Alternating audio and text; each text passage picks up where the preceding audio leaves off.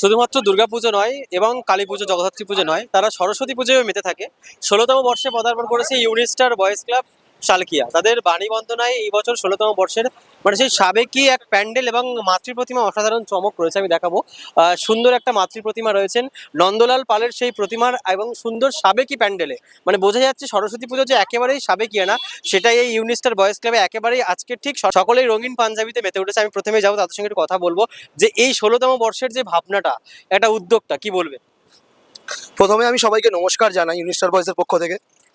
১৬তম বছরের ভাবনাটা হলো, প্রথম কথা হলো আমরা চেয়েছিলাম এবারে আপনি বললেন সাবেকি পুজো করতে, আর আমাদের প্রত্যেকবারই প্রতিমাটা ভালো করতে। কারণ আপনি যদি দেখেন আমাদের কিন্তু প্যান্ডেলটা আহামরি কিছু করার জায়গা নেই, কিন্তু আমরা চাই প্রতিমা ভালো করতে। আর একটা ছোট্ট কথা বলতে চাই, এটা ১৬ বছর হলো পুজোটা পূর্ণ হলো, ২০১০ থেকে পুজোটা করে আসছি। অনেক প্রতিকূলতার মধ্যে দিয়ে পুজোটা আমরা করে থাকি।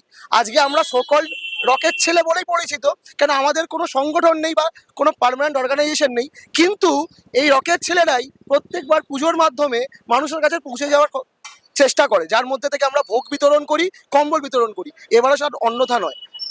এবারে তাহলে কি কর্মসূচিগুলো রয়েছে ভোগ বিতরণ? একদম, কালকে আমাদের পুজো, ২৪ তারিখ আমরা কম্বল বিতরণ করব।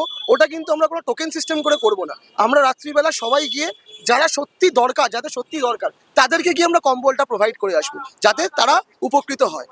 আর এই যে সকলের মিলনের যে একটা পুজো তোমরা তৈরি করে দাও, এই যে সকলের একটা যোগদান থাকে এবং একটা যেটা বললেন যে কম্বল বিতরণ, অনেকে কি করে যে মিডিয়া এনে দেখায় কিংবা সোশ্যাল মিডিয়া পোস্ট করে, কিন্তু তোমাদের ভাবনাটা একই রকম, একদম অন্যরকম ভাবে, মানে এটাই কি একটা অন্যরকম যে সমাজ? এটা অন্যরকম উদ্যোগ। আমরা এটা চিন্তা ভাবনা করেছি যে সবাই সোশ্যাল মিডিয়া প্রচার করে, আমরা ভেবেছি এটা অন্যভাবে করব, কিছু কাজ অন্যভাবে করব। রাত্রির বেলা যে গিয়ে আমরা সবাই যারা গরিব মানুষ, মানে যারা রাস্তায় শুয়ে থাকে, তাদেরকে আমরা এরকম কম্বল দিয়ে মানে বিতরণ করবো। এই যে দাদা যে বললো যে প্রতিকূলতার পরেও যে এই ১৬তম বর্ষের পুজোটা কাটছে, ইন ফিউচার বা নেক্সট ইয়ার কি কি প্ল্যানিং রয়েছে? আমরা সত্যি বলছি, শুধু পুজো তো আমরা সেলিব্রেট করি সনাতনী হিসাবে, সব রকম পুজো পুজো আমরা আরো বড় করতে চাই। বড় কিরম ভাবে করা যায়? এক হচ্ছে আমরা প্রত্যেকবার চেষ্টা করি ভালো ঠাকুর করা। আর এই যে কর্মসূচিগুলো আমি বললাম, ধরুন এইবারে আমরা টার্গেট নিয়েছি 50টা কম্বল দেবো, পরের বারে আমরা দিতে চাই 100খানা কম্বল, তার পরের বারে 200খানা কম্বল। আর আমরা যে ভোগ বিতরণটা করি, ওখানে আমরা এবারেও 1000 জনকে ভোগ খাওয়াবো। এটা দিনে দিনে বেড়ে উঠবে। আরও আমরা কিছু কর্মসূচি আমাদের ভাবনা চিন্তার মধ্যে আছে, যেগুলো আমরা করতে চাই। আমাদের মূল উদ্দেশ্য হচ্ছে মানুষের কাছে পৌঁছে যাওয়ার পুজোর মাধ্যমে দাদা, এটাই আমাদের মূল উদ্দেশ্য। এই ইউনিস্টার বয়েজ ক্লাব মানেই প্রত্যেকটা সদস্যের একটা মেলবন্ধন দেখতে পাই। সব কটা পুজো, জগদ্ধাত্রী পুজো থেকে শুরু করে কালী পুজো এবং সরস্বতী পুজো, কি বলবো? আমাদের ইউনিস্টার বয়েজ ক্লাবে ১৬ বছরের সরস্বতী পুজো খুব ভালো হয়েছে। সুন্দর প্যান্ডেল, সুন্দর লাইট। আমরা আরো এগিয়ে যেতে চাই, পুজোর মাধ্যমে আরো আমরা বড় হতে চাই। ব্যাস এতটুকুনই বলবো। যেখানে জেনারেশন সরস্বতী পুজো মানে ভ্যালেন্টাইন্স ডে বা অন্যরকম ভাবে ব্যস্ত থাকে, সে জায়গা থেকে তোমরা পুজো করে দেখিয়ে দিচ্ছ। হ্যাঁ, না মানে দেখুন, সরস্বতী পুজোর একটা আমেজ। আমরা ছোটবেলা থেকে যখন আমরা ছিলাম, যখন স্কুলে পড়তাম, নতুন পাঞ্জাবি নতুন পরে পুজো দেওয়া। এখন এই জেনারেশন দিকে আস্তে আস্তে চলে যাচ্ছে, সব সোশ্যাল মিডিয়ার যুগ হয়ে যাচ্ছে, কেউ বেরোয় না। আমরা যখন ছিলাম সকালবেলা উঠতাম, গরম জলে চান মানে করে স্কুলে ঘোরা, বন্ধু বান্ধবের সাথে খাওয়া দাওয়া সব কিছু। এখন দেখছি এখনকার যুগেরা পুরো সব পাল্টে যাচ্ছে। এখন সবাই ফোনে ব্যস্ত হয়ে যাচ্ছে, সোশ্যাল মিডিয়া। কেউ রাস্তায় বেরোয়ও না, কেউ ঠাকুর দেখতে চায় না। কিন্তু আমরা সেটা চেষ্টা করছি আরো বড় বড় মানুষ আসুক, দেখুক, আমাদের পুজো দেখুক, সবাই ভালো লাগবে, এটাই আমরা। আর ছোটবেলায় সরস্বতী পুজো দেওয়ার অঞ্জলির একটা আলাদা মাহাত্ম্য ছিল, আর এখন নিজেরা পুজো করছো, কতটা ভালো লাগছে? নিশ্চয়ই, অবশ্যই ভালো লাগবে। নিজেদের পুজো নিজেরা মিলেমিশে করি, বন্ধু বান্ধব একই সঙ্গে থাকি, নিশ্চয়ই ভালো লাগবে। সবাই আমাদের পাশে ছিল, পাশে আছে, পাশে থাকবে। যারা চলে গেছে, আগামী দিনে তারা হয়তো আসতে পারে। মানুষ থাকবে, মানুষ পুজো করবে, মানুষ সবার মতো সবাই সব মতো চলতে পারে না।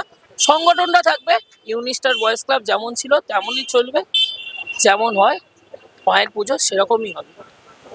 রাত পোহালেই সরস্বতী পুজো, ঠিক কি মায়ের কাছে প্রার্থনা? মায়ের কাছে প্রার্থনা, মা আমাদের শক্তি দিক। আমরা এই পুজোটা আরো, আপনাকে যেমন বললাম, অনেক প্রতিকূলতার মধ্যে দিয়ে পুজোটা আমরা করছি। প্রার্থনা, মা আমাদের শক্তি দিক, মা সবাইকে ভালো রাখুক। আমরা চাই সবাই ভালো থাক, সমগ্র জাতি ভালো থাক, মানুষ ভালো থাক। আর ইউনিস্টার বয়সের শুভকামনা, মা আমাদের শক্তি দিক, আমরা আরো ভালো পুজো করতে পারি, মানুষের কাছে পৌঁছে যেতে পারি, এটাই আমাদের। একেবারে বুঝতে পারছেন তাদের প্রার্থনা, তাদের উদ্যোগটাকে কুর্নিশ জানাচ্ছে জনতার কণ্ঠ। উদ্যোগটা ছোট হলে, আয়োজন ছোট হলে, কিন্তু প্রতিমার দিক থেকে সেরা। তবে তার জনতার কণ্ঠের বিচারে এরকম একটা সেরা প্রতিমার জন্য যে সেরার শিরোপা যাবে না, সেটা হতে পারে না। আমরা সেই সেরার শিরোপা তাদের হাতে তুলে দিয়ে আমরাই সত্যি কৃতজ্ঞ থাকবো তাদের কাছে। এরা ছোট ভাইরা দীর্ঘদিন ধরে পুজোটা করছে। অত্যন্ত যত্নের সাথে বাগদেবীর আরাধনা, মানে সরস্বতী পুজো শিক্ষার দেবী। সবাই লেখাপড়া করে আজকে হয়তো কেউ কলেজে পড়ছে, কেউ কলেজ ছেড়ে হয়তো চাকরি বাকরি করছে। সবার ভালো হোক, সবার ঘরে শিক্ষার আলো ছড়িয়ে পড়ুক।